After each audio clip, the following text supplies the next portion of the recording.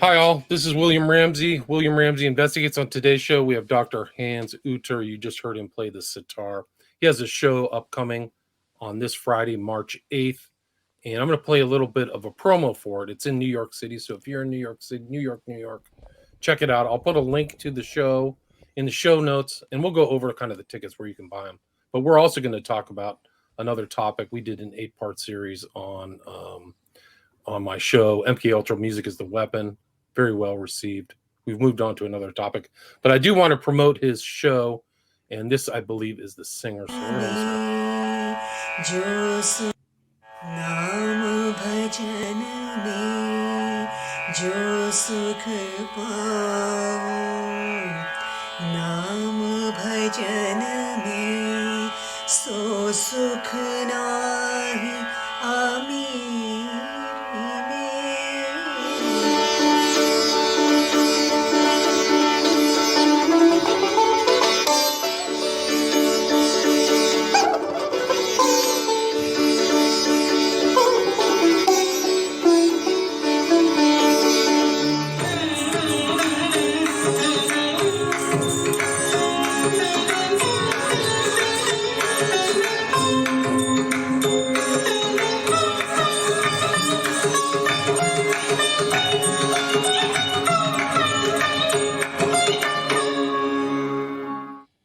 So that's a little glimpse of what you would see if you go to the show this Friday, March 8th, 7 p.m. Eastern. And the title of the show is Oneness, Music and Movements, very reasonably priced, $25 each. And it features Utpola Bora as the voice, and then Hans Uter, you saw him playing the sitar there in the video if you're watching this on X, YouTube, or Rockfin. And so please go check it out. I'll put a link to the venue. Is Thompson Avenue, Unit WS11, Long Island City, New York. And so I will have that in the show notes. So if you're in the area and you want to see some Eastern culture with some dancing and music and singing, check it out. So Hans Uter, welcome to the show. Maybe you could talk a little bit more about the show that's coming up on March 8th. Well, I think it's going to be quite a nice concert. It's combining some different experiential, different types of music, different types of uh, energies or areas to connect with through music that's not that prevalent. And I think it's going to be a great concert. So I appreciate everybody if they can make it out. And I'm doing lots and lots of events, and this is the one that's probably the biggest event, and yet I'm hamstrung by the promotional apparatus. No, it's going to be great, and please come out, and it's going to be a nice show. So that's all. There's nothing like live music. It really is so much different than listening to it in your home or something. You're in a venue where everybody's quiet, and it's much more intimate, and you can actually see the artist and experience it firsthand. So I always recommend people get out too. It's important to get out, get out and support the artist, right? So you've been busy. You were on kind of a tour, right? Weren't you on a sitar tour? Yeah. Well, actually, no, it was about 80% guitar stuff. So I'm mostly just playing with like kind of funk, R&B, but pretty, great musicians, kind of demanding actually, real, pretty intense type of music. I played in a number of prisons also, so that was fun. So I got, yeah. So I did a little Johnny Cash kind of type thing. Yeah, I did kind of. Live from Folsom Prison. Well, the thing about these prisons is that you have to haul your stuff. I mean, on the outside it doesn't look that big. They're huge inside. They're just huge. At least the ones I've been at, and you got to cart your gear all the way. It's like walking through a mid-sized college campus or something. But you don't have any roadies, no roadies, huh? No, the it's a it's a good thing to do. I'm glad I'm not in prison. They're super appreciative. I haven't been mobbed. I did make the mistake though of one particular location. They had a guitar. They said I can use a guitar. It looks like a great guitar, at least it's Fender Strat, like I play, but it had plastic strings. So that's so no one can like Oh wow. You can kill somebody with a guitar string Right. quite Right. easily. So Right. these That's plastic, that's like a noted way to kill somebody is with a yeah, piano wire or something, right? yeah. Wow. So these plastic strings, I mean, it's interesting that I got to actually try to do a show on plastic strings. It's not something I really wish to encounter again. They have a pretty awful tone. They're like bright. They look like day glow, bright orange. But that being said, it's been cool. So just staying pretty busy with a variety of these different things and working on other projects. So it's Right. all's well. And So this one's in the big city, New York, New York. So there you go. So people can go check it out.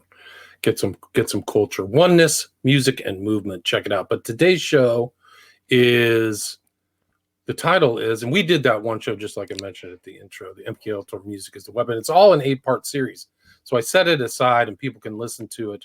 I'll put a link to that as well in the show notes, as well as this show, Oneness, Music, and Movement. But today, he's looking into kind of a new subject, advanced Soviet research on cybernetics, biofield, energetics, and cognitive restructuring is his title. So maybe if you want to do an intro to that, or if you still want to mention anything about the sitar, or your shows, please do it now. well, I'll just say something a little bit briefly. So especially and as going back into doing a variety of type of music for that's my primary livelihood, really seeing that there are absolutely different types of effects that come through music, and also music doesn't necessarily just have to be about shake your groove thing or you know whatever to call it. I mean, just more of a you're going sort of outwards, something that brings you to a calmer state, and it really opens the mind, and also serves a function of almost healing and regrounding, remodulating. So with this type of music that I'm doing in New York, it's on along those lines. So that's why I would appreciate people coming out. And it doesn't mean that these types of music are bad, but they do affect you. And as you become more aware of that, you see that this is great entertainment, and yet it's depending on what I want to experience in my life, or being aware of how this will modulate it and my consciousness, my mind, how it can have effects on structures and systems in the human body without even me really being aware of it. Just to say, well, I want to see this function of music not just as something that's entertaining, but as something that will bring more to bear in your life, and also something that will serve as just a booster. You know what I mean? People take vitamin supplements. If you listen to classical music and study, they've done many types. So much science on this, including with plants. Also, the classical music, it orders your brain. You have better retention. You have better comprehension. You're able to be more efficient, and you actually enjoy it. Other types of music disrupts that kind of patterning of your mind, disrupts that level. It, if you're, if you're breaking rocks, you're cutting firewood with an axe, maybe you want to hear something that's real, whatever it may be, some kind of very high energy. But just with the classical music itself, absolutely improves memory, improves overall well-being, intelligence, etc., sensory aptitude, ability to organize, this, that, just from the music itself. And with the plants, studies have been many of them and very famous, but you play certain types of music, certain types, say rock music, other things, the plants will die. It kills the plants. You play classical music, they bloom great. They really, they take off. And so that's just a bit about. I have people ask me the question all the time, and I know this is not really much about music in this particular topic at all, but just to say that we take in a lot of inputs into our body and minds that we don't think about, especially under the guise of this is entertaining, or this will this will make me feel better. That could include certain, like medications. You take a medication, what's it doing? It's alleviating a symptom. It's feeding into a systemic pattern, right? So just to modulate what you take in and say, well, this will affect my consciousness. If I love slasher movies and I'm going to watch a slasher movie, I may enjoy it, but what is that doing to my mind, my consciousness, my endocrine system? It has an impact. It doesn't mean you need to freak out. Doesn't mean you can't even enjoy that, but be aware of it. And if it's not something you want at that, what's the optimal thing? Do you want to waste your time, or even if you're going to have entertainment or something, do something that's going to be revivifying, that will make you more healthy, more whole, more grounded, more present, more relaxed, and removing some of this invisible conditioning that sort of girds us. And this is what I think hopefully I'll be getting into in this brand new topic. So it's a new, there's like a lot of material. I'm just kind of putting it together, but let's dive in. Yeah, but it makes me think of like Altamont, like we've talked about Altamont and the negativity of that music and how it had an effect. And I always think of, what is it? What's the place where they had in upstate New York where they grouped and there was 1 and 2? It was Woodstock. So Woodstock 1 was relatively peaceful. People were drugged out and stuff like that. But Woodstock 2, they had all the super aggro music, and it like devolved in like the end of the Joker. Like people were burning everything down and all that stuff. So I think it just kind of proves your point. Music is a powerful messenger of good and kind of bad energy or sound, sonic energy, I guess. Yeah, and really, as we get into this topic, sort of see how far we go. Everything I've been doing is basically just physical sources, and I'm just writing notes on legal pads. So I'll turn it into this more, at least in terms of the PowerPoint. But eventually, towards the end, we'll look at some of these developments that really tie everything together, that allow for an understanding of energies, of interpersonal energies, even of different types of forces and, technologies and connections or disconnections within the individual, within the entire social system. It creates a scientific background to understand everything I'm talking about very clearly, but also is grounded. It's called social safety, basically, which is the thing. It's a interesting philosophical concept, which I'll get into, which is sort of it demonstrates that there is something of value to look into this, both from the negative side and the positive side. So we'll dive into this dimension here. And sounds good. And just for people to note, like the Soviets and the Russians were very advanced. Like Pavlov was so influential on modern psychology, and this is like the 20s and 30s, if not the turn of the century. So, some people may think like they're not as sophisticated. Maybe that's not the case. Well, there's a lot of misinformation or disinformation or whatever the new term is, used for this. But the fact is that before the Russian Revolution, you had a tremendous amount of prosperity, tremendous, huge gross domestic product, almost no crime, a very high trust society. And this has been distorted. But as we'll get into this, the important thing about Russia or USSR or this contiguous multi-state region, which is what it really is, and it has been, from the beginning, it's neither. So you can look at Western sort of scientific materialism, this empirical framing, everything is material. This ties in, of course, to the global brain, which is the new initiative, the Global Brain Initiative. This is all connected with that. But the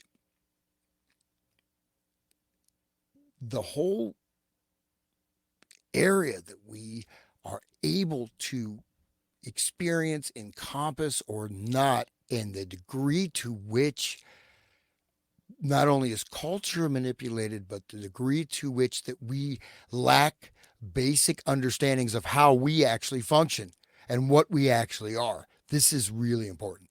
So you can try to fix a system, but if you're trying to change, say someone has a psychological issue, whatever it may be, maybe they're whatever, just pick your particular condition, but a lot of that is going to be based on recurrent thought structures. You just talk about your thoughts, you're never going to change it if this is happening physiologically, right? This is a neurophysiological system or syndrome. If you're just trying to use verbal discourse, talk about what's happening, say this, that, get some, it's not going to change anything. It may have mild changes, but it's really not going to change the fundamental system because it's operating in a different dimension that can easily be accessed. But if you don't know what is actually going on inside of you, what you actually are, what is the totality of you as a human organism, not you as, your, name, identity, whatever, but the lack of this basic knowledge, that when it becomes clear, it's very clear. And I think it's a fundamental importance. And this really hardcore scientific stuff, as we go through and look at this, I'm going to try to show the parallel between what is going on in the United States or Western Europe and what is going on in the USSR. And you'll see almost like a dance, like an inverse mirroring, okay?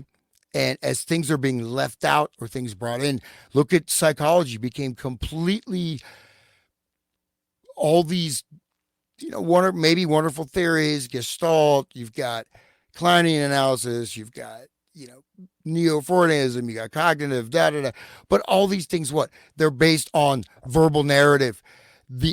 And they're also based on models or belief systems about the human mind. They're all theories. We do not really understand the human mind or the human brain, period. Whatever they say, it is not mapped. These are which greater or lesser degrees of truth, but they're maps or models, right? The really hardcore research was done, Luria, Pavlov, many other scientists in the 1920s. We could look at the International Physiologists Conference.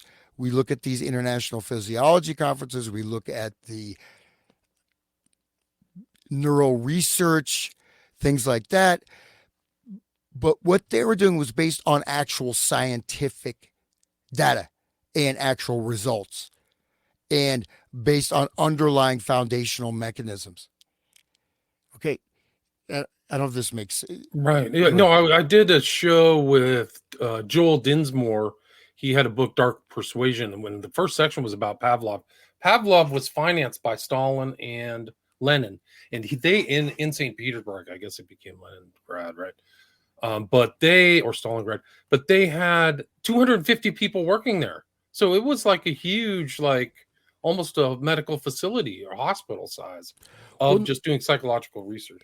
This was really, really advanced. And another thing is that there's two specific areas where the West, or what we call the West, which I'll get into that also, with all these subversions of various organizations and societal structures. But in Western research, there was a very reductionist empiricism, and there's also which just means you're reducing everything to a very limited common denominator, but it's extremely narrow focus, and you're also disregarding all kinds of other phenomena. And you're also limiting everything to just a very localized or isolated subsystem and not seeing the overall effect. So you can affect the pancreas. You can have certain effects on the thyroid, the parathyroid. You have effects on the limbic brain. You have effects on pulse rate, blood vessel dilation. You have all these different things. These can all create psychological states, but they're predicated upon the physical systems and these reductionists. But the actual research, there are replications. Like we look at all the psychological experiments, like Stanley Milgram, right? But there was but psi phenomena, but not just in a bracketed off space, like men who stare at goats.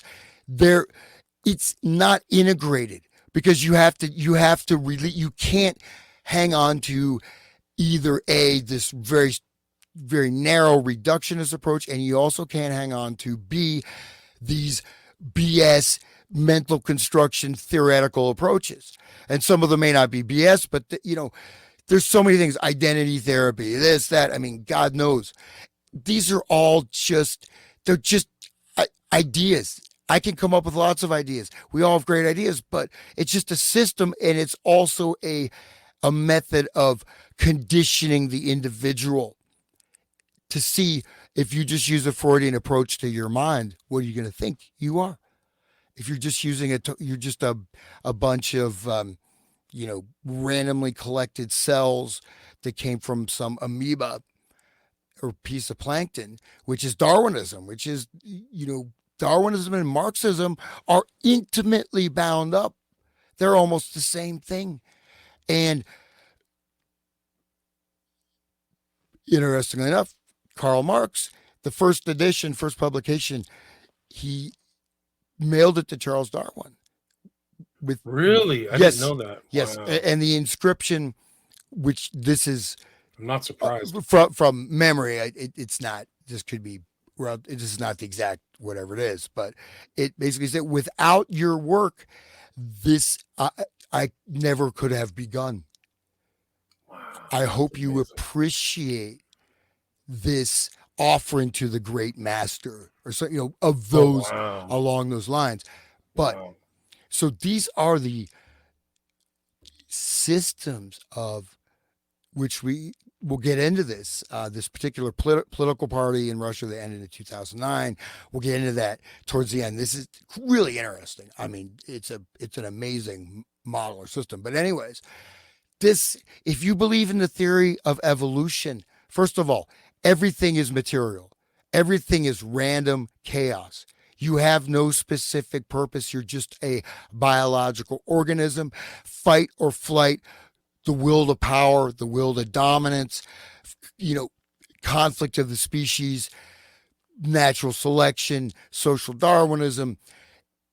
But everything is mechanistic and deterministic. Great example. You take a watch apart. Does that watch self-assemble into another functioning Rolex? No. It's just going to be a bunch of parts. It's going to sit there. Do you ever see anything? Okay, I'm going off on a tangent there, but this is an example of some of these conceptual limitations. But the important thing with Russia was, it's very prosperous, but also it was, it has that unique, for the outward directed, scientifically based Western materialist cultures and the inner journey, so to speak, looking at the spiritual side, focusing inside, not outside of Asia, right? Or the East, quote unquote. Russia is neither, gives a very powerful perspective, but also has been subject to tremendous amount of violence that we could only imagine. So anyways, I'll leave it there. Well, I just found like a link as an academic paper says the contacts between Karl Marx and Charles Darwin. So it just says they became aware of each other in indirect and direct ways. The history of their relations has been told differently and only in part. So this paper goes into it. I can't see the whole thing, but looks interesting. A lot of people don't know that at all, right? I mean, they never met, but right there you say they live 20 miles away, but they never met. How do we know they never met? Well, good point. You know, Yeah, I how do mean, you're just making a statement. right. This article even admits this is what we know, right? This is what we know now. But it seems like Marx knew Huxley. So if he knew Huxley, he knew Darwin, right? And you got, well, and of course, Charles Darwin's grandfather, Erasmus Darwin. So they were, this is the social conditioning, really setting the stage, but coming from this idea of the eugenics, British eugenics, which ties right into the Soviet Union and these other elements. So yeah, let's just hit the PowerPoint. Let's move in and see what I pulled together. Sounds good. You do the next slide. Okay. So just like I said, it's a new topic for me. I'm sort of a challenge. I know what I know, but I haven't really formulated. So this is going to be a little bit of just going through this. So it should hopefully be of interest. As we said already, unique and important research done in USSR and Russia. No limitations of human subjects, no limitations on human subjects, including children. So you can do types of experiments that you could do in a clandestine way in the United States, right? You could do in certain types of, but you couldn't do this long time observation. You couldn't integrate into their schools and just apply this stuff to, you know what I mean? You couldn't do it. And there's a lot of stuff Pavlov did with kids. It was just really, that's how we went from dogs to children, And Right, so this right. is, and we're looking at electrical chemical signal processing, like Luria. So anyways, okay, advanced research, psychopolitics. So psychology of the political. Everyone's probably seen that Yuri Brezhnev interview. Yeah, absolutely. I've Yep. watched it like 3 times. Yeah, and the one thing about him, which is he's quite interesting. I could never, I could never get any really detailed more information besides what was related in those shows. But that's just one example. That's a psychopolitics. That's one level, but really being able to understand this and to see that the self-generating nihilistic attitude, nihilistic perception, right, creates this complete social collapse, which we're witnessing right now in the United States, obviously, in a pretty advanced manner. But yeah, go ahead. Well, there's Bezmenov right here, like died at 53, but yeah, he's got a history. He defected. Disillusioned with the Soviet system. Went to Canada, yeah. But his discussions are they're like academic, they're scholarly. Just a kind of a fun fact about him is that when he decided to defect, do you know how he defected? He became a hippie. He blended into the hippie subculture, and it took him a while to get out, but he had to go through this like underground thing, and he had to become a hippie. And he was not a hippie, right? He was the opposite of a hippie, but this is how he managed to disappear and escape. And so it's kind of a funny story, but yeah, wow, interesting, yeah. But that's an example of just a small taste of, the psychopolitics of really how to make massive changes in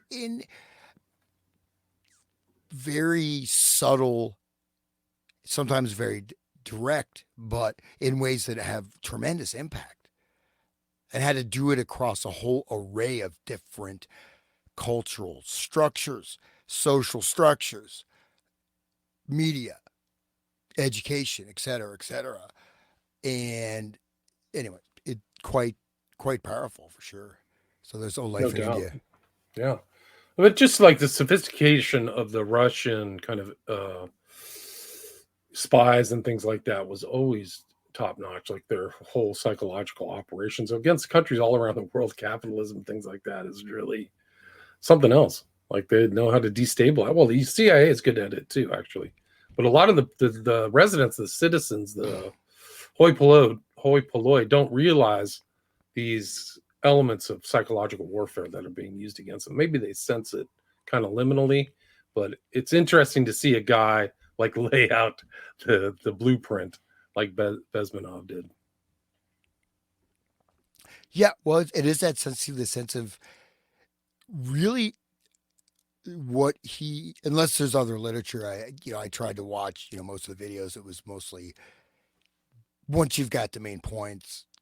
That I didn't get it really an expansion of that, but it's emotional. It's an emotional cognitive and semantic, in that it's a way of getting how you get meaning. What's your meaning processing, right? How do you process words and images?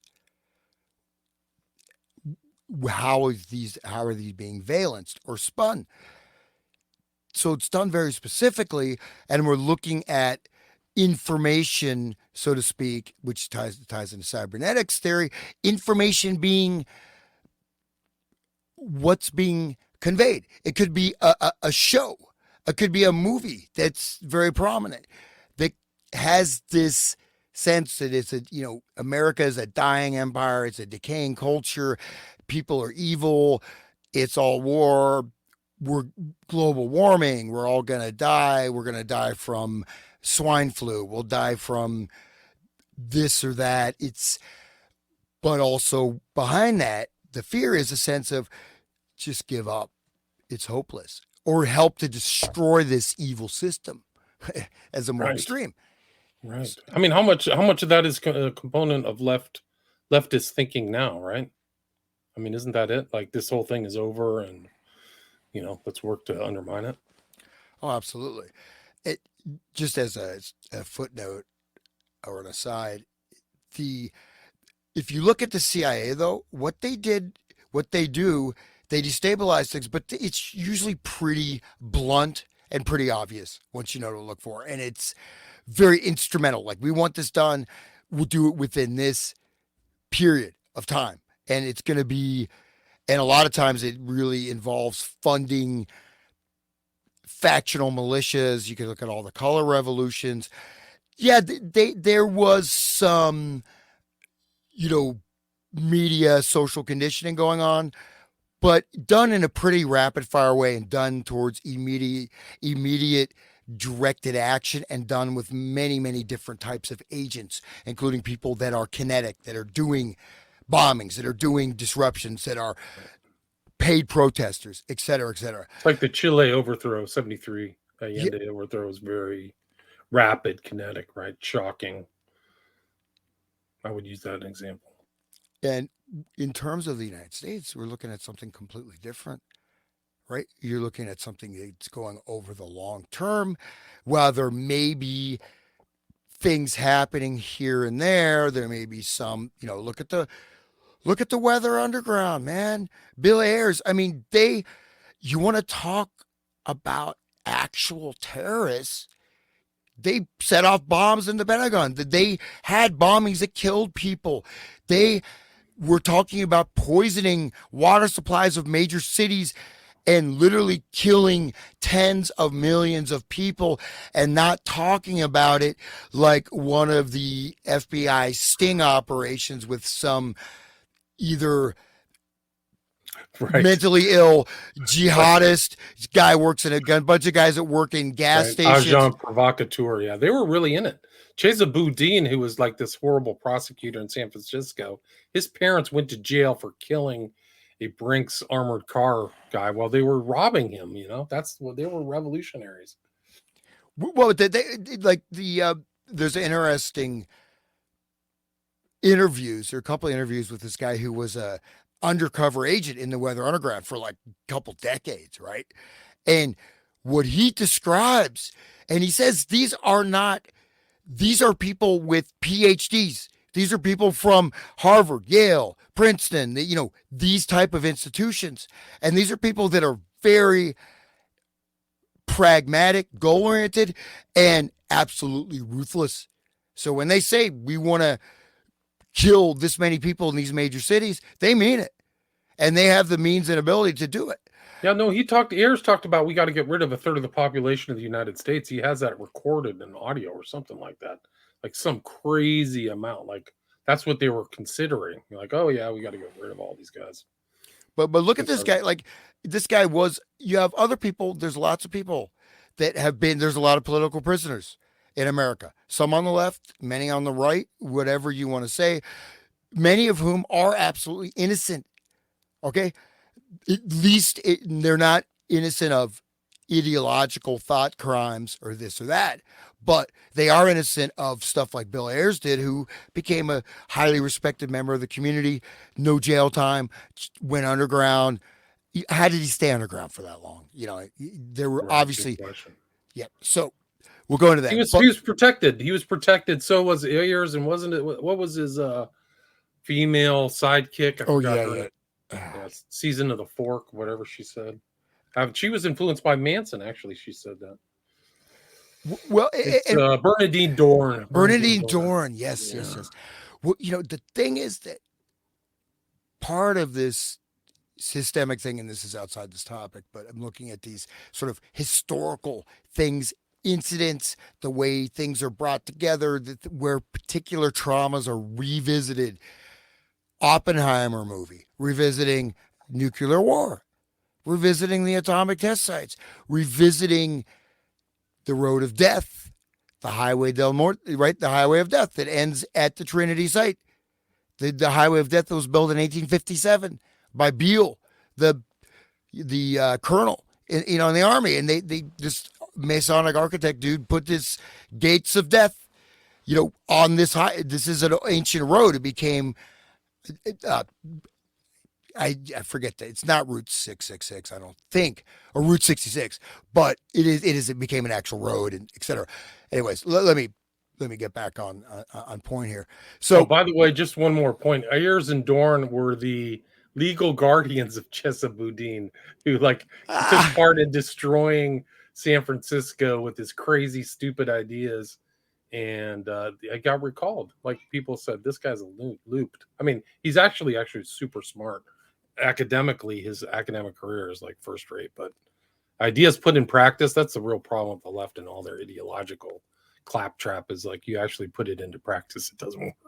Well, these guys, the thing is that there's people that have done really nothing, put up flyers or, been set up. I think even, some of these people, Mumia Abdul-Jamal, as I've learned more, I don't know, maybe he is innocent. Leonard Peltier, who I met as a child. Mumia Abu-Jamal is not even close to being innocent. Okay. I've looked at that case. It's complete nonsense. He was caught with a gun. He admitted he did it. He shot the cop over a traffic ticket. It was crazy. He deserves to be in jail. That's another left. I mean, right wing has its own kind of phantasms, but that's a left wing. This guy's oppressed when he was the real oppressor. You kill a cop, you're an oppressor. Yeah, that's what I'm saying. But so there you go. But the way it's framed, but look at Bill Ayers. I mean, the guy is a professor, no jail time. He actually probably killed many people or ordered people. They did many bombings. There was, they had affiliated sub organizations, and they were real militants, and they were real militants. And they were responsible, by the way, interestingly enough, one of their raids on an FBI office exposed to the world the COINTEL program. It was because they got in and got those paperwork that we know the FBI was involved in so much naughty, dirty stuff. But they were involved in all kinds of stuff. They were on the run. They got Leary out of jail. They were responsible for that. So jail breaks and all kinds of stuff. They were in Algeria with Leary. So he had direct connection with Bernie. Really? That I did not know they're connected. Yeah. Because the Leary and Algeria is so, it's very important, at least in terms of the, other dimensional sort of. Right. The Crowley connection is no doubt because Leary is in, for people who don't know, he was in the oasis of Boo Sada like Crowley. And he stated, I showed that in my book, Children of the Beast, where he says, the synchronicities between my life and Crowley are incredible. And he really recognized him as carrying on Crowley's work. There's no question about it. Yeah. No, Leary was channeling, it was completely admitting that with the right, if Lucius, 1905, as with Leary, where he fed people mushrooms, magic mushrooms. They think they're, and again, it's using entertainment as ritual working. So, but what is Leary's philosophy? Turn on, tune in, drop out. I mean, what is that? It's, you get a high, you get some kind of a state from a drug. What is that doing? Is that making any changes? Is what's so cool about having like freaking out and having hallucinations? Is that really cool?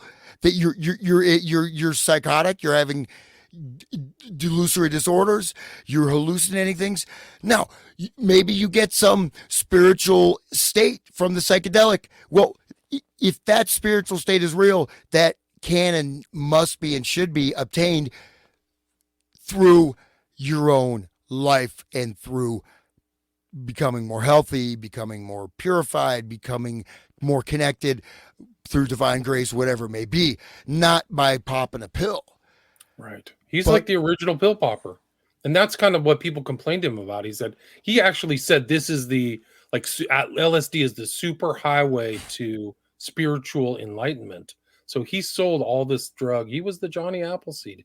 He turned it into a spiritual event instead of just being high as a kite, So he was the one who kind of put the new age spin on it, like you're attaining salvation through LSD or whatever.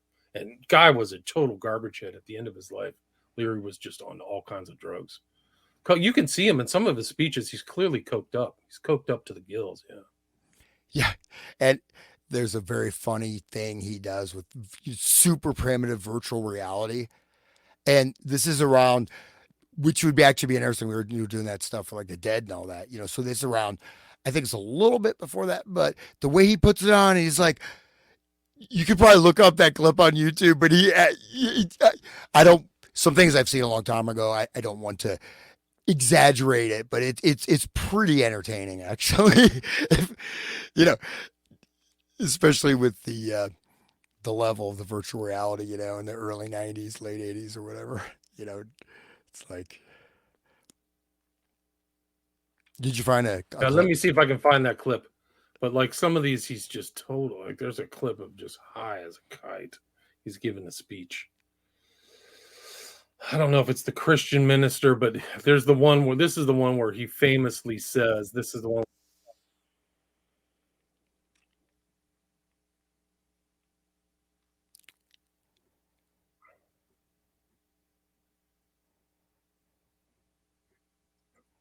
It won't show up, yeah.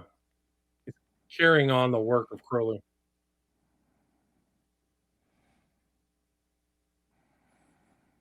Well, what you see with, both Leary and Hugh Hefner have sort of a similar physiognomy almost, right? They're because in a certain way, they're not, they're not the rulers. They're not in charge of everything, but they have an important role and they relish their role. I think you're right. Yeah, I think you're absolutely right. As change agents, as counterculture figures. Hefner's carrying on Kinsey, right? So they're both kind of in this kind of like pushing society forward type thing. Well, this whole thing also of counterculture, this, as we go into this topic, we'll see that, look at that term, counterculture. It's not counter oppressive, socioeconomic systems. It's counterculture. Culture is what? Culture is the whole system and structure of embedded values. So you do counterculture, you're going to end up with nothing. Right. I mean, it kind of was. It was like it's turned out to be very destructive. I think Timothy Leary gives the CIA full credit for starting the counterculture movement. I mean, that's even more sinister. I don't know if he's high here, but there's one where I got to find this clip of him. Maybe I have it in my archives. But he's like he just looks like an actor in like a B sci-fi movie. Hello, I am Rithilon from the planet. And notice it. Right, there are all those UFO cults, right? With people that acted just like Leary, even looked like Leary. You No, know, it's pretty wild. Like he's friends with Robert Anton Wilson. He's got the whole panspermia concept. He's he's just got all kinds of strange things about his ideas and stuff. Illuminated, hanging out with Burroughs. Let me see if I can find his high as a kite clip. I'm not. Do you know that he had? Do you know that he had a face job? Like he was vain. Like he wanted to make sure he looked good, like for his role. So he had plastic surgery. Okay. Yeah. Here's something from my files. I got something between him and Bernadine Dorn. This is a letter. September 15th, 1970. This is the fourth communication from the Weather Underground. The Weather Underground has an honor and pleasure of helping Dr. Timothy Leary escape from the POW camp at San Luis Obispo, California. Dr. Leary was being held against his will and against the will of millions of kids in this country. He was a political prisoner captured for the work he did in helping all of us begin the task of creating a new culture on the barren wasteland that has been imposed on this country by Democrats, Republicans, capitalists, and creeps.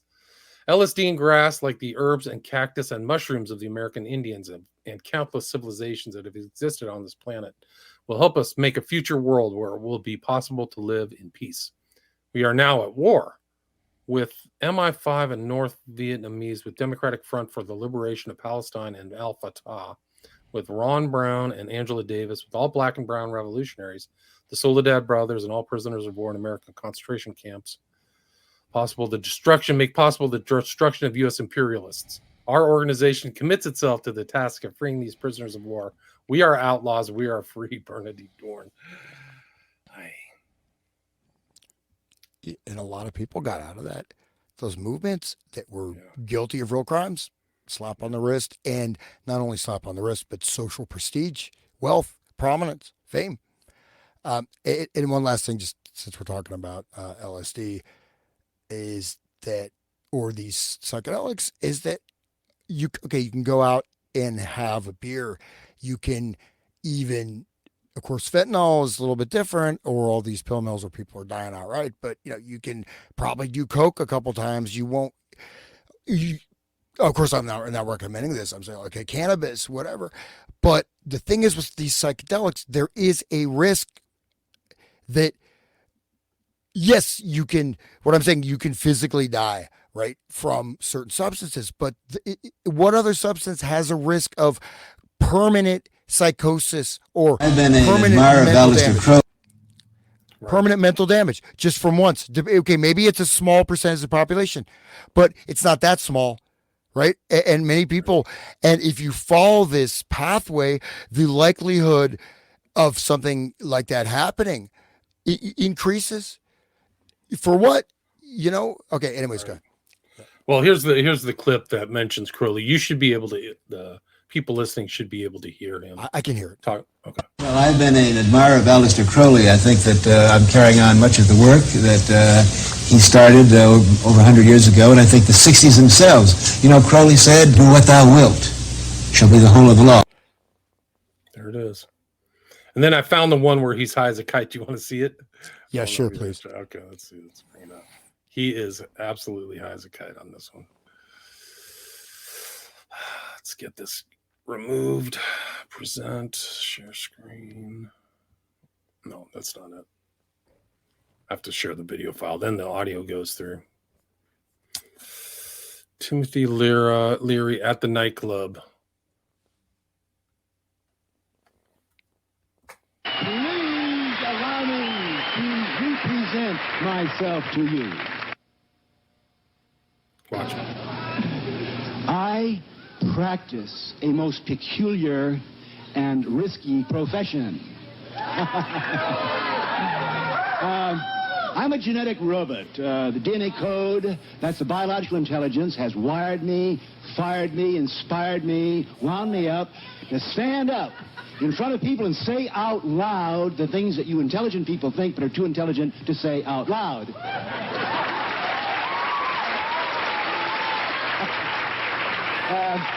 Now, with due praise to the shady lady profession, I like to think that my profession is one of the oldest and most honorable in human history. The first thing we have to do is we have to stay as high altitude as possible.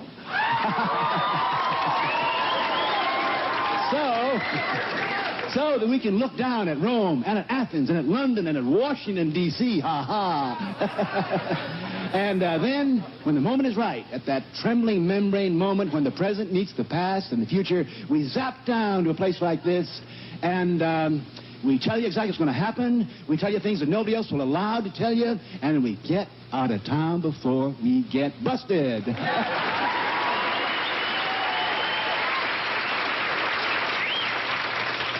Now, here we have a map of the world which shows that for the last 4,000 years, you know this to be true, civilization, freedom, intelligence, genetics has been moving in an unbroken line from east to west. And you'll notice that California is being split off here. I don't know how much you want to hear this, but to me, he's pretty clearly on something. He's completely whacked out. He's doing like a low rent Neil Diamond type of, or Elvis, he's got the jumpsuit. Yeah. He sees himself as he is intoxicated with his own fame and the power he has over the audience. And he's just, he's not,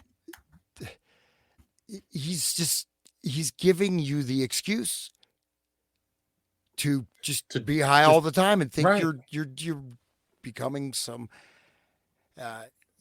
angel. If you look up, I did see there's a hour and a half documentary. I just pulled that up. It's Leary, it's LSD and virtual reality. Huh. And so I have not seen that, but he's a big, huge promoter of the global brain, of virtual reality, of what, right? Yeah, we could do a full show on him. I've got the video. I just found it, the video of him promoting the early internet. Like, he was kind of a forward thinker, kind of like Arthur C. Clarke, actually, where they're like, this is the future. We can sense the future through this thing. Well, this is psychopolitics, right? Yeah. This is introducing ideas over a long span of time, right? Through science fiction. Very important. Marvin Minsky from the Cybernetics, whatever, neuroscientist, he talks about science fiction, how important science fiction is. But he also says in this interview that Siri was developed in the 1970s. Wow. We just talked about Minsky. We did a show with Sean McCann. I did a show with Sean McCann, and Minsky popped up. So okay. It's the second time. Minsky connected to Kubrick, connected to Clarke, connected to Epstein, actually. Believe it or not. Not in a good way. All right, where is he? I had this one of Leary with this. He's like on a computer. Crazy.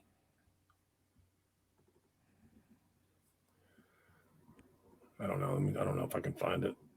Well, for people who are just listening, I mean, Leary is just over the top, legs spread all over. He's doing the rock star. He's acting like a rock star. It's a rock star, yeah. Yeah, but he has that kind of that hedonism, the decadence, and the total control. But anyways, so I'll continue with that first slide here. So psychopolitics, and that's actually some examples of that, right? It's politics by other means. Film, music, media, a lot of very interesting research and development of cinema. And like Eisenstein, this example, film form, I may come into this, but really interesting breakdowns of how film affects the mind and stuff like that. It pretty advanced understanding. Some of this relates to the music, but also there's a lot of people promoting this stuff in the West. I wouldn't be surprised if we look into Leary, we might find connections with him as well, because the Weather Underground certainly did. Farnsworth actor. Okay. Human biofield. This is what's, we'll get into that towards the end of this, however long this goes. But the human biofield is it's a very powerful, I think it's an understanding. It's not a imposition, but it's the whole interconnection of the human being with the environment, with the entire earth itself, with all other systems, with explaining a lot of these different things that have been relegated to airy fairy, new age, whatever circles, right? So that this is quite interesting. So group dynamics, really understanding group dynamics, creating groups, creating percentages in a population that will steer the entire population. It's very powerful. You get a certain percentage of people that are, espousing a particular type of behavior and ideology, and they're connected. You can make that spread out to much wider portions of the society. Look at the corona thing, right? I mean, that's an example of where ultimately, really, it's imaginary, right? Do you see people actually dying on the street? Is it like the plague? I always brought up that Monty Python thing, bring out your dead, bring out your dead. It wasn't, but in the mind, everyone, you know what I mean? So This is Leary and the Grateful Dead. You'll get a kick out of this. oh, cool. The human being of 1967. Leary's back. And Leary section. Weir, Bob Weir. There's Jerry. Where's Leary? Come on, Tim. He shows up somewhere. I think he might be on stage with them. This is like a seminal event. 67, Haight-Ashbury. That guy looks familiar, isn't it? Is that Brian Jones? It looks like Brian Jones.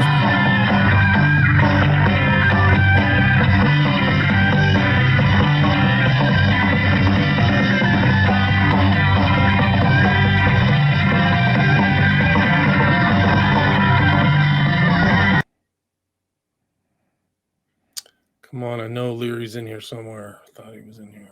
I guess not. There's. Look how psychedelic this is.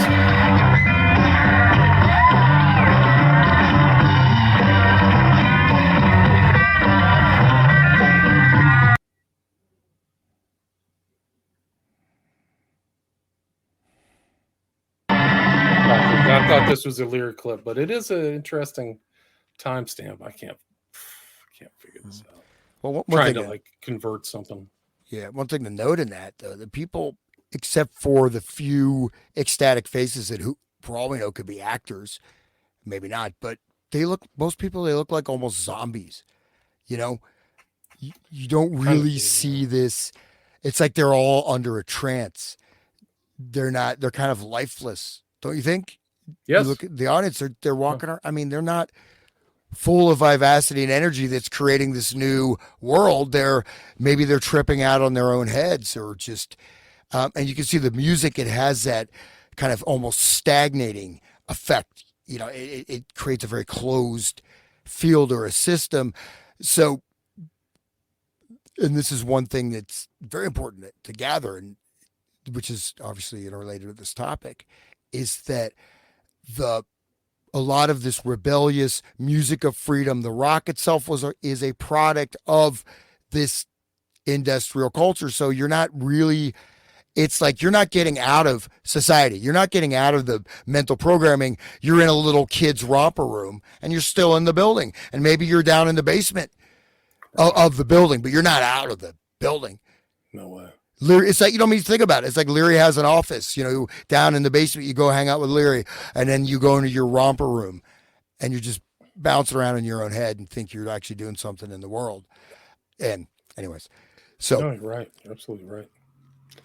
But okay, group dynamics, and then mental and physiological restructuring. So this is, I've alluded to that already. So yeah, we had a lot of the Pavlov and Luria and many other people, and also John Lilly, looking at how his research is offshoots. So you have certain things, that are interplaying. We'll get into that later, but with the cybernetic system theory, with the current global brain, I think we can trace it, including the decline of America and the West as in its totality, to a lot of these things. So I agree. Let's see if I can bring up this file with Leary in front of a computer. Let's see. EF, where is it? Evolution of intelligence. I guess it's not here. Where it is. Cancel.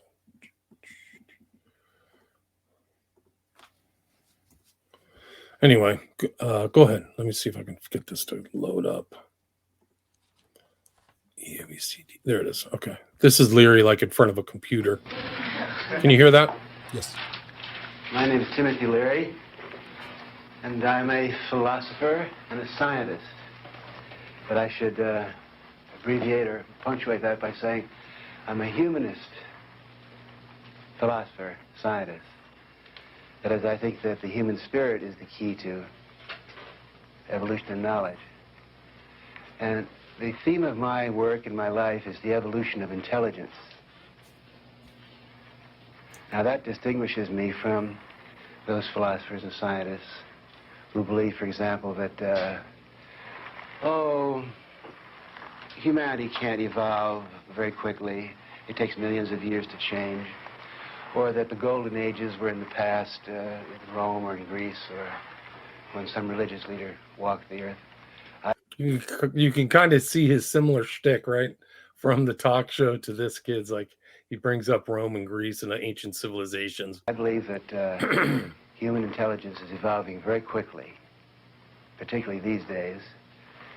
And I think that everyone in this room, in our lifetimes, can go through as many changes and metamorphoses and mutations as the butterflies go from cocoons to caterpillars to beautiful, colored, high-flying creatures. Obviously, we have to have importance cannot. See, this is him in front of a computer. Today, the most important tool for self-growth and independence of thought is the personal computer. In my lectures, I use history, anecdote, illustrations from pop culture, social satire, and the cleansing power of intelligent laughter to prepare students for the information age. In my lectures and in question and answer periods, I introduce the audience to new programs which convert personal computers into machines for self-development. These programs, called headwear, encourage independent thinking, they expand consciousness, and they produce higher levels of imagination. They are powerful, they are safe, and so far, they're still legal. Space is one of the futures. So that's just him. Evolution of intelligence. Yeah. You know what's it's interesting is that Jerry uses the same argument. He says that virtual reality is the next LSD. Use it before it's made illegal. The man will try to stop us from going into virtual reality. The man's going to stop you.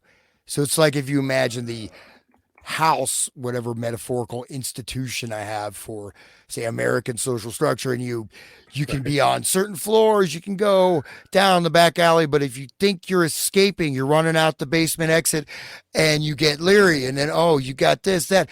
Maybe you go into some kind of weird occult stuff, or maybe you end up at the virtual reality room. That's probably the lowest, you know what I mean, phase. Like where are you? Virtual reality? How is this increasing your intelligence? It's atrophying your intelligence, right? You can create virtual realities if, higher level mind people, with a higher abilities of visualization or other things like that.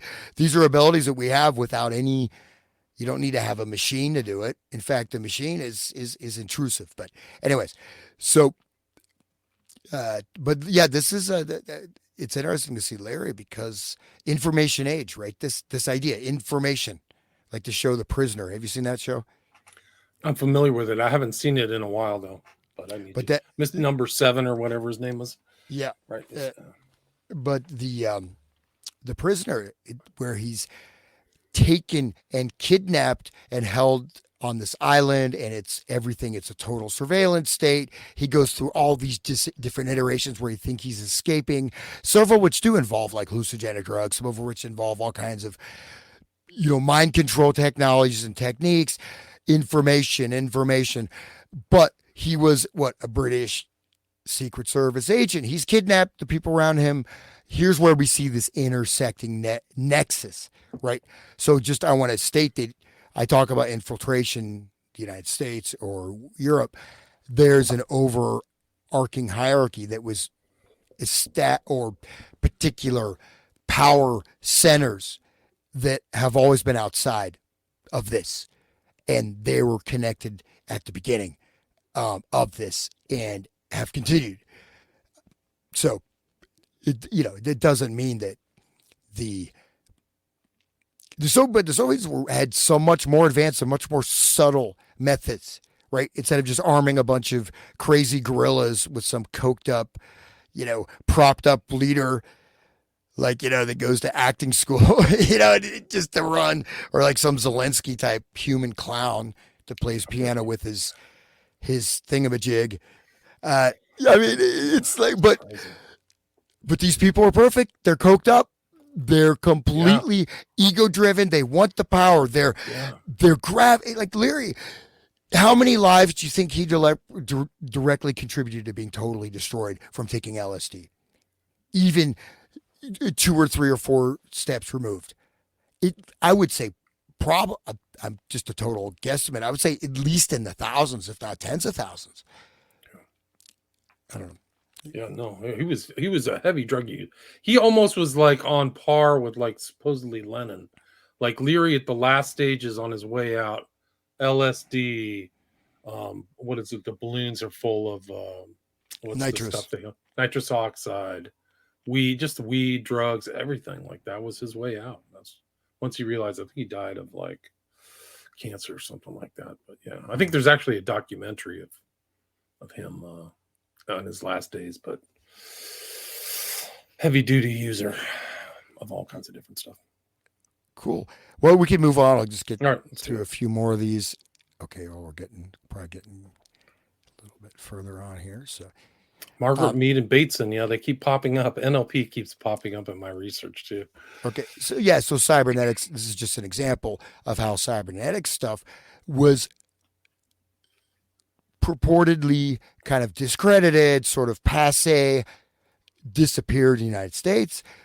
Russia continued with all this work, but this ties into everybody. Cerebral inhibition from the first Macy conference, cerebral inhibition, meaning hypnosis affecting, which is one of the major of the work done in Russia. You can't confuse someone mentally, but you can also use language, which is kind of what NLP is. You're using language and as a means to directly affect the human processing and consciousness or ability to be conscious or not conscious, etc. So that's really important. And because it's able to work on neurophysiological symptoms that are, generally speaking, pre-verbal. And with this over-reliance on lexical thinking and thought, talking to yourself in your head, this is promoted, losing that visual or right half of the brain with the imagination. You're kind of at the mercy of a lot of these things. And that's how people can get caught up with a clown like Larry. They don't have the discernment to recognize that you're not getting enlightenment from this drug. Even as an argument, what if everybody, and Huxley, of course, many people argued for this, but he was the main progenitor, is that everyone is high on this drug, all the problems of the world are just going to disappear. But don't worry about the problems. Just go in your own head, man. Put on the Grateful Dead and just go on psychedelic journeys. Yeah, my favorite is like the South Park one where there's the Fish concert where they're like, we're against the man, but they're all just getting wasted and high. I guess Fish is the carry on from the dead, right? I guess Fish is the next band, but yeah, there's a really funny South Park episode kind of that fits that, like where they're clearly not doing anything. They're just getting high, egoistically getting high as a kite. Well, it's really intense drug use in as far as what I've heard in my research. Fish concerts. Yeah, Fish was like even a step above Grateful Dead in terms of that. I'm going to be right back. You can just continue. Yeah, no problem. I actually let me see if I can finally take a break. Sure. I was watching this Fish concert just to the audience, and wasn't a Fish concert. It was a guy like who poked his eyes out at a Fish concert. He was so high. And I don't know, if you want to show that. I don't know if I want to show that on this show, but it's dangerous, man. There's some heavy duty drugs out there, especially if you're mixing drugs. But like a lot of people go into that thinking these are harmless, and it's just not the case. Like I've known people who are not the same after following the dead and, using a lot of psychedelics. They're just, it's why it's called acid, right? Because you get kind of acid wash, acid tread. But I've come across NLP. I don't know if people have heard my show. I did a show on. It was a show that was about the communication between George Estabrooks and J. Edgar Hoover in 1935, 1936 about hypnosis. But one of the other people that was involved kind of in their communication was a guy. A lot of people may not know his name, but it was Erickson was his last name. Really a super genius, really smart guy, psychiatrist. But the developer of NLP. And so this is all kind of pre-MK Ultra. MK Ultra's starting point is known, 1953, right? And you have the precursors, which are Artichoke and Bluebird. I'm talking about Erickson. I don't know if you've heard the name Erickson, but he was Milton Erickson. Milton Erickson. Yeah, he's the founder of NLP. He really was the guy who kind of. Well, I mean, NLP was, it was a hybrid, right, between you have Bandler and Grinder. So Virginia Satir, you have Bateson stuff primarily, he's a very interesting character because both him and Margaret Mead, a lot of what they did was, was behind the scenes. Interesting. But language, related to language conditioning, conversation stuff. A lot of Bateson's books are just, I've got all of his lectures, and he's kind of like a Leary, but a maybe much more sedate British version of Leary. But he doesn't really say anything. But this is Ericksonian hypnosis. You embed the command structure into discourse subtly, and you can do it by changing rate of speech, by emphasizing certain words, and also creating, I've got all these pretty funny, like self-help, self-hypnosis tapes done by Bandler in like the 80s when he does all the music. It's just, and I think he's like whacked out on coke.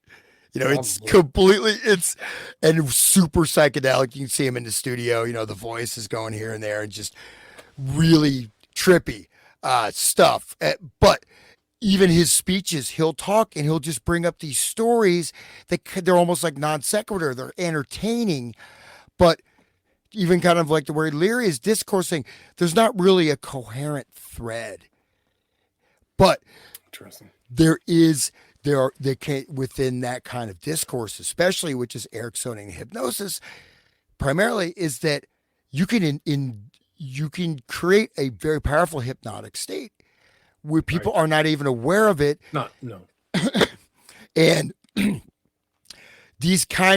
some of these kind of blither blather, like Leary, it's all sunshine, but even that butterfly. And when he says the butterfly, the colorful, the monarch, right? Monarch program. Yeah. Monarch program right in front of your face. Yeah. Like, how much does he know? He was a psychologist, right? So he has to be kind of privy or at least exposed to, he knows Huxley, right? So he knows the ultimate revolution. He has to know he's affiliated with the CIA. He has to know at least a glimmer of some of this stuff. Esther Brooks, Milt Erickson, all that stuff. I mean, he's got to know some of it. And that stuff, was around. I'm sure, there's a lot of at Harvard. He was part of the Human Ecology Fund, right? So that's what was financing a lot of this MK Ultra stuff in the 60s. And associated with it. And Bateson, helped to, in a certain way, Bateson gave the theoretical or structural grounding for Ericksonian hypnosis. How does it work? Why does it work? And Milton Erickson just to interrupt, but on Erickson is interesting because it's interesting we're talking about this because it was Black Vault, I think, is the website that does all of these FOIA things, and there were the FOIA Esther books. Oh, it was actually J. Edgar Hoover's file but it was, or Esterbrooks' FBI file, and there was this huge correspondence between George Esterbrooks and J. Edgar Hoover about hypnosis in 1935. That's when it starts. So Esterbrooks is at Colgate, right, upstate New York. I think he's in Hamilton, New York. But he's talking, and there's heavy correspondence, right? This is pre-internet. There's back and forth, and all the heads of the FBI are CC'd on these conversations where Esterbrooks is trying to explain to these FBI bigwigs about the importance of hypnosis and the ability to apply it into investigative police work, right? And then it like changes, and then Milton Erickson gets involved, and so then it expands into the whole heads of the FBI and all these other mind control doctors or all these other kind of psychologists, and then it clicks with J. Edgar Hoover. He starts, well, if you can do this, what can you do for malevolent purposes? So the light goes off in J. Edgar Hoover's head in 1936 or 1937. He gets it. He understands Esterbrooks. So when you see J. Edgar Hoover in the 60s, he knows everything about hypnosis and mind control, or at least from the Esterbrooks perspective at that time. And it's really something else that Erickson pops in there. So people are more exposed to NLP than they might even comprehend. Yeah, well, NLP is something that it becomes like a buzzword, and people don't really know what it is and don't really understand the principles, techniques, theories, and practices. I have some of the original publications and the hard, leather-bound editions, and they're all mathematical formulas on how this stuff works. It's not like, famous NLP books like Frogs and the Princes, which are, and a variety of other books that are, they're just dialogues, right? It's just him talking to patients, which is exactly like Bateson's writings, which is like the cybernetics stuff, where they just have these dialogues, right? Conversations, which I always never got much out of. But, then you have your third, fourth generation, goes to the self-help, it goes into this, that, but the real foundational stuff was, really it's this information systems theory also, right? So it's this, noise, signal noise ratio, et cetera, et cetera. And then, anyways, and so of course the information system theory ties into the global brain, which Mr. Klaus Schwab is just talking about again. And of course this, idea, nothing new under the sun, or things are new under the sun, but you mentioned that stuff, research on hypnosis, and I forget the name of the source. I'll have to track it down again, but this guy's talking about sort of Manchurian candidates type of people with dissociative identities that can be triggered upon command, either as document couriers, as assassins. Esterbrooks. Yeah. And like World War I. Right. They're doing this World War I as Esterbrooks, right? And there's a guy. Esterbrooks is early. So you got to go back to Esterbrooks if you want to understand MK Ultra, CIA. Esterbrooks is really close to the beginning in Pavlov, and then maybe back to Mesmer, like you're like going back into the 19th century. But Esterbrooks said that they advanced under him hypnosis and the understanding of hypnosis. Like there were radical advances within 10 years in the 40s. But, I'm referring to someone who is like Charles. He said he was sort of a victim of Esterbrooks' program. So it's sort of like and it's in, I think it's like early 30s that that would make perfect sense. Yeah. And so there were experiments. They're doing that's this interplay between Hoover and Esterbrooks isn't like some kind of benign, like dry interplay. They're exchanging information. Esterbrooks is telling them about all of their like experiments. He's talking about how he's hypnotizing. He's hypnotizing people in front of the FBI bigwigs. Like, so it's a much richer dialogue of exchanging of information, right? And Esterbrooks, like in, I think Hypnosis, his book Hypnosis, he flat out says like the control of hypnosis will be the next tool of world control that can change history. Like, I think he understood it. And for me, I've said this in other shows, hypnosis is the Rosetta Stone for the post-World War II American empire in America. There's absolutely no doubt about it. And it pervades so many stories. Process Church, Manson, all of the assassins, 9/11. It's all kind of hypnotic trance. There's a lot of specifics and things like this. Fairy, I just did a show on Fairy using post-hypnotic suggestion. People overlook all this stuff. I mean, it's off the charts. It's involved in so many important events that it shocks, it boggles the mind. Really, it really does. Well, as I mentioned, hypnosis, we have a word, but just like NLP, what's the actual understanding of what hypnosis is? How is it misdefined, or how is it defined in a way, Las Vegas show, something like that, or someone actually walking around like a robot? Well, right. How many sure. of those people on psych meds on this fluorohydroxychloroquine or whatever they call it these days are under hypnosis? How many of those people have shot people under the use of so-called, quote, antidepressants, unquote? Like, it's mislabeled just like everything else in big pharma. So you literally, if you take an antidepressant, you may be in a hypnotic state. Like, that should scare the living daylights out of everybody. And there's a clear correlation. The media's denied it, but the media is a lie factory. It's a mockingbird media. But there's a correlation between the shooters and taking antidepressants because it puts you in a weird fugue state, just like hypnosis. Well, yeah, and so hypnosis, like I mentioned that Margaret Mead, the Cerebral Inhibition Conference, which I think it's impossible to find those proceedings, or I've never been able to, but it was called Cerebral Inhibition, which is we get into Beaksy, right? So he's also connected, and so this is cerebral inhibition. Who is this? Sensory What's inhibition. His name? Bateson or somebody? No. BEK. Bekesy. Bekesy. I've never heard of that. Yeah. So this is research in 1920s, 1930s that continued. This is hypnotic state. This state, you can be in a permanent hypnotic state and not even recognize it. Most of it is unrecognized. Okay.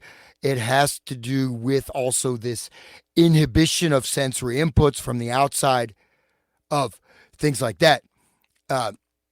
So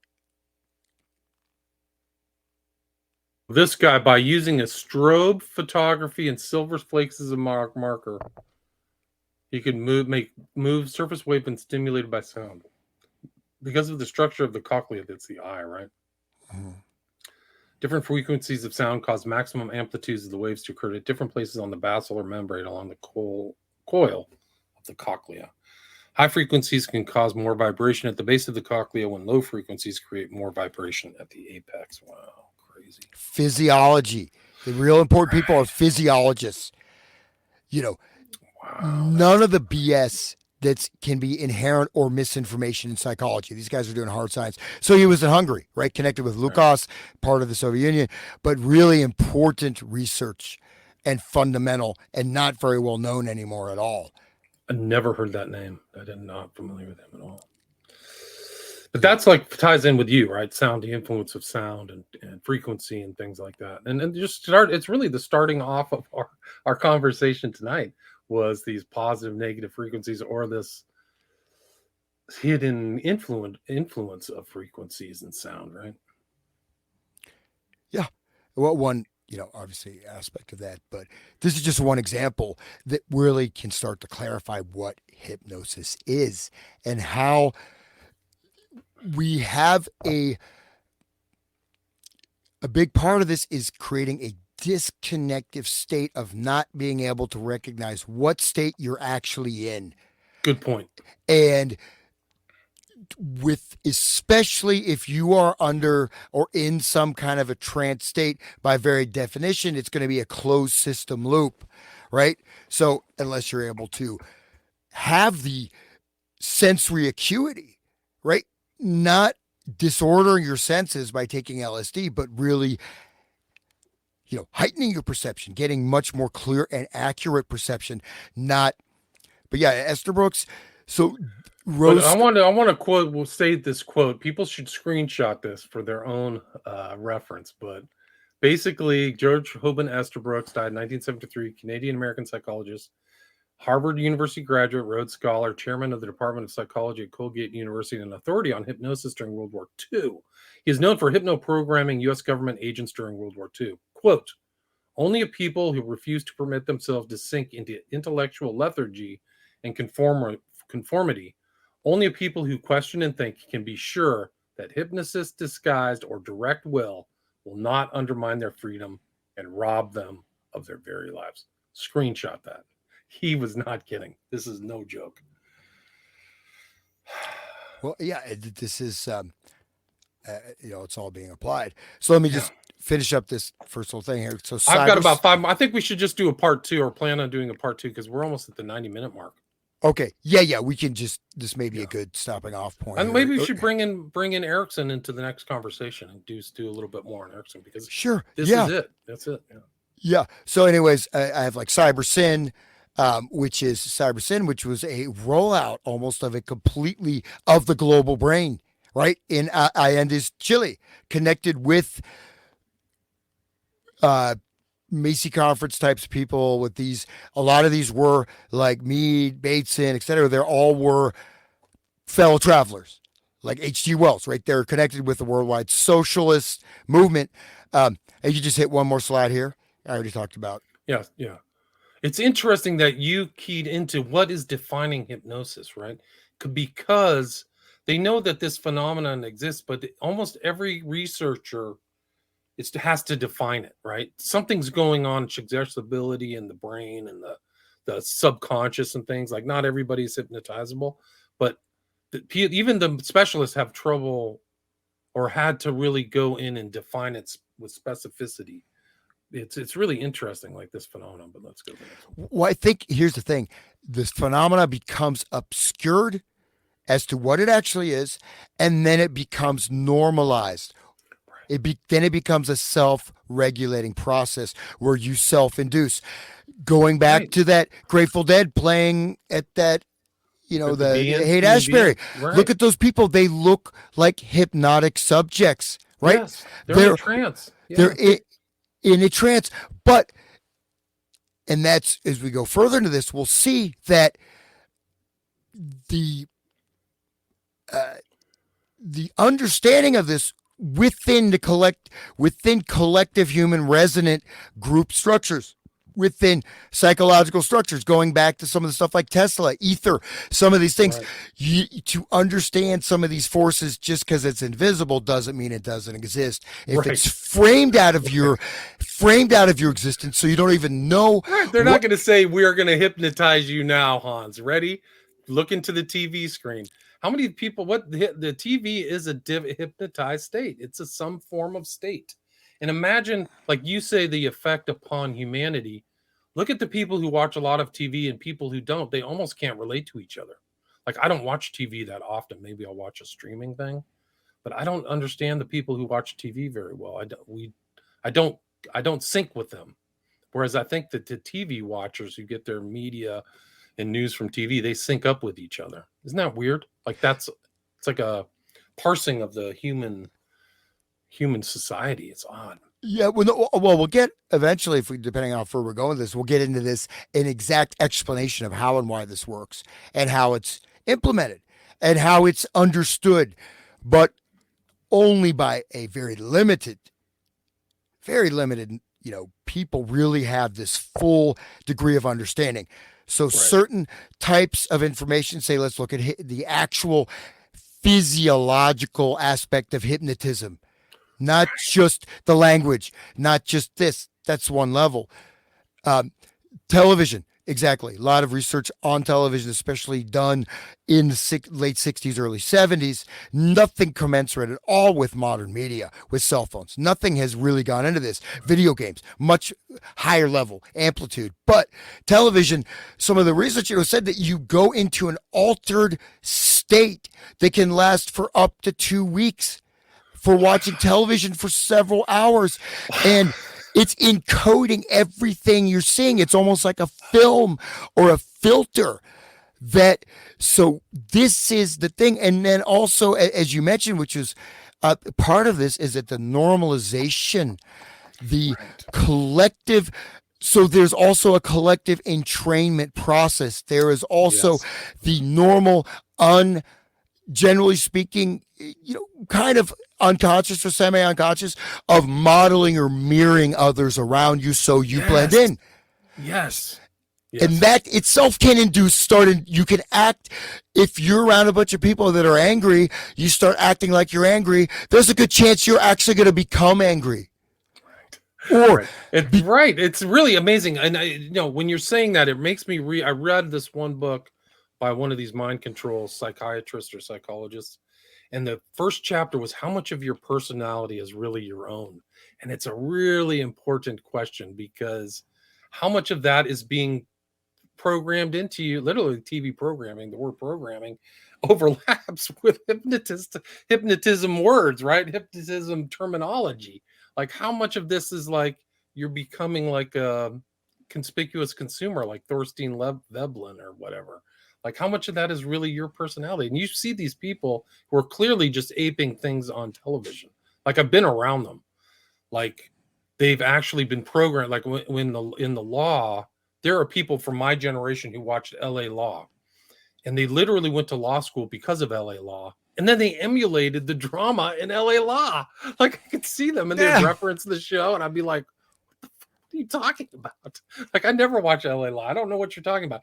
But it was interesting because it was like they were living out this program, just like you said, that's something that had been entrained into them. And the thing is that, there's so many, so many different layers to this, but one of them is that so you have an overlay. You've been inducted into a type of a waking dream. You're not aware that you're actually in a waking dream. But then also a lot of these things, to sort of wake up or snap out requires some kind of inner will, inner decision, inner recognition. More often than not, well, it can be through some amazing ecstatic, it could be some divine revelation, some spiritual experience. More often than not, it's a gradual breakdown of meaning of your life, or even just witnessing other people, seeing that's, unfortunately, it's not that this is going to kill you, just recognizing, because we've all been affected to it. We've grown up in this environment, but like these shows, it creates a collective identity, but also an example I noticed on, a number of shows. Well, one thing, there's this theme of, it's all a dream. It's all a virtual reality simulation. So many shows, movies, they go to this thing. It's this, okay, that's one thing, which is, okay, you actually are it. Most people have been inducted into this because they have become who they actually are. Their own inner essence has been so co-opted and so diminished, or else so infused into these it's just like the DID programming, where you have these are high hypnotism terms, induction and hypnosis. You're inducing hypnotism. That's the goal. That's the calming voice. Hans, you're in a quiet room. I'm not going to go. I know some about it, but I'm not going to do it. But I mean, that's kind of what they're doing. They're trying to induce this hypnotic state or whatever. That's what's really scary is how many people are in there. And that Walter Bower book that I read from recently, like you said, the whole population's under some type of hypnotic attack, but they're just not aware of it. The board is quite interesting. He's very important. But one thing is that, so you can't recognize it. And then the state, when you go around people that are not, you're not in the state that they're in. You found it, you go to like some venue dinner or even party, someone's house, a party, people are watching television, people are watching a game, and there's almost like there could be almost a reaction. Yeah, no, like because you're not under the control. A conditioned response, right? Why don't you watching this TV? One of the interesting things, for people who are listening, they should just go walk around at night and just look, just not be creepy, but just walk on the sidewalk and watch how many people, their rooms are flashing from the TV for whatever it is, an ad or something like that. They're literally allowing themselves to be zapped by these TV shows, flashing lights and all that stuff. And you don't think this whole country is not influenced by hypnotism? You are naive, bro. Sorry. Well, it's a 25th frame, right? So you have not only you have photic driving, all kinds of different optical things. You have all the symbolic meaning, language. So what I'm positing, I don't want to get freak people out too much, but if you see like that, I think like Fritz Springmeier talks about that, whatever his validity, he did some information, but in terms of also there was other stuff that came out about that in 80s 90s about how the human mind would be fractured into this grid of all these different sort of sub personalities, and you have self-destruct personality, you have this personality, you have that, you have particular functional states, you also have circumstantially triggered personalities. How many times people have these kind of grids programmed? They're going to respond in certain situations in relationships. I don't know if I honestly, I've never seen LA Law, but people that create drama for no reason. Right. Drama creation is another thing. Like that's from your TV. And that's a very common thing. Like some people are stuck in families with drama creation and they don't know why it's like that. They're getting it from programming from the TV. And they bring that to their work. They bring that to situations that there's no reason to have any drama. Or else this acting out, no emotional regulation. You feel something, you just gotta blah, or else just this really totally eye-centered, totally egocentric, where you don't care about anybody else, really. But you are completely under a hypnotic induction. Anyways. It gets really scary. But Hans, we are at the 90-minute mark. Unfortunately got to wrap up. Yes. I'd love to do a part 2, another great conversation, great information. Can you promote your show again this Friday, March 8th, before we wrap it up? Yeah. So Friday, March 8th in New York City in Queens. The time for whatever reason, the ticket thing says Pacific Standard Time is Eastern Standard Time. So it's like 7 to like 8:30 or 9 or something. And where's the theater? I don't know. Thompson Avenue in Long Island City, New York. Yeah. So if you can, please come out. It would be great and help support the arts. And it's much better than being at home watching TV. You can go into a place and get some positive sonic vibrations, right? And relieve stress. That's the thing about a sitar. It's super relaxing, right? It's not like you're listening to Tool or something like that. And it's not just a sitar, it's singing and dancing as well. So you get some Eastern culture too. So check that out. I'll put a link to the show notes where you can buy tickets if you're in the New York area. Please go check it out. And then I'll also put links to the MK Ultra shows, the 8-part show we did, which was very well received. And also to your website, right? You just upgraded your website. Is that correct? That is correct. Yep. It's getting there. So it's cool. It's Dr. Hans Uter. Is that correct? UTTR? My website is just hansuter.com. Hans Uter, sorry. Okay, sorry. Hans Uter. And then today's talk, which we covered a lot of territory, is advanced Soviet research on cybernetics, biofield, energetics, and cognitive restructuring with Dr. Hans Uter. Thank you so much for your time. Thank you, William. Have a great evening. You as well. Take care.